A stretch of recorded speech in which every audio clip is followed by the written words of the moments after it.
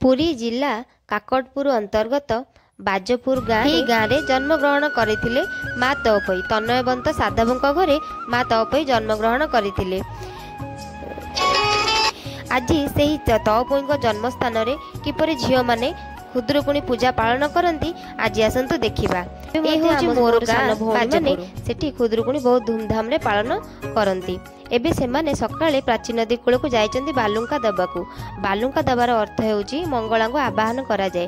मंगला को सेठी स्नान करा जाए।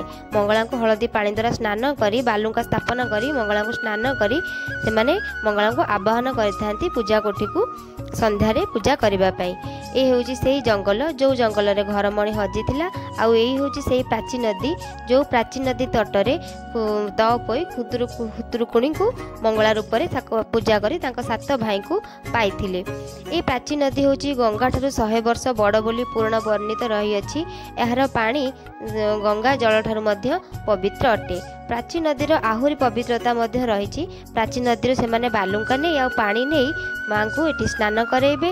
बाउंस पत्र सारू पत्र कजल हलदी सिंदूर सबु देई माँ को एटी स्नान कर। ओडिशार विभिन्न स्थान रे भिन्न भिन्न प्रकार रे ए पूजा करा जाए। जेपरि कि बालुंका पूजा एठी हमर एमती पूजा करा जाउची किंतु अन्य जगह मानकर मु देखिछि कि सेमाने कदली गछ पोतिकिरी बालुंका देइथांती। आउ किछि जगह रे रथ आकार रे बाली को करी सेमाने बालुंका देइथांती।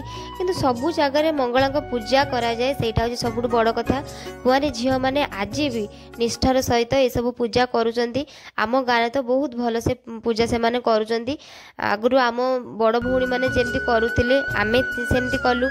आमे एबे बाहाई सासु घर को आसिलानु आम सान भौणी माने आमे भी आगु को जाऊ किंतु आम संस्कृति और परंपरा को ए माने सेमती बजाय रखिचंती। देखिकी बहुत खुशी लागुची। जेहेतु सेठी आम खुदुरुकुणी व्रत आरंभ हैला माने आमे व्रत पिंधि थाउ तेणु करी व्रत को सेमाने बालुंका पाखकु नै सेठी पानी छड़े देउचंती। सेठी पानी छड़े सेमाने व्रत को धारण करिवे और खुदुरुकुणी व्रत आरंभ करिवे। भाद्रव मासरे ए व्रत आरंभ हो जाए। देखो केते फूल थोई सेमाने फूलमाळ गुंथुचंती। फूलमाळ आमर जेतु सेठी बड़ मूर्ति आसे मंगला मूर्ति रे तो बहुत फूल दरकार फूलमाळ कर बालुंका देई नईरु बालुंका देई आसिला परे पूजा कोठी को भल से धुआ पोछा कर दियंती। पूजा कोठी को धोई सारला परे एबे सेमाने झोटी चिता देउचंती आउ फूलमाळ मध्ये गुंथुचंती। बहुत सुंदर फूलमाळ सेमाने गुंथंती। आउ एबे संध्या हो जाइछि। संध्या रे सेमाने बसी भोग करूचंती। आम गाँव रे समस्त मिसी गोटे जगह रे पूजा करंती सेटा होची सबुठ बड़ कथा। आ खुशी भी लागे। गाँव रे सबु स्त्री लोक माने बाहा हेतिबा झियो माने मध्ये किछि किछि जांती। सबु बेले तो सासु घरु बाप घर को जाई पूजा करबा संभवपर नुहे। सासु घरे जहाँ भी अच्छी सेठी ही पूजा करूछु आमे।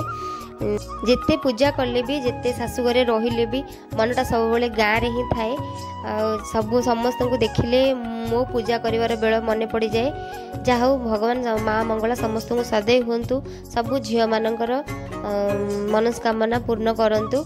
एपरि भाव में आम गाँव में समस्ते माँ को पूजा करूँ।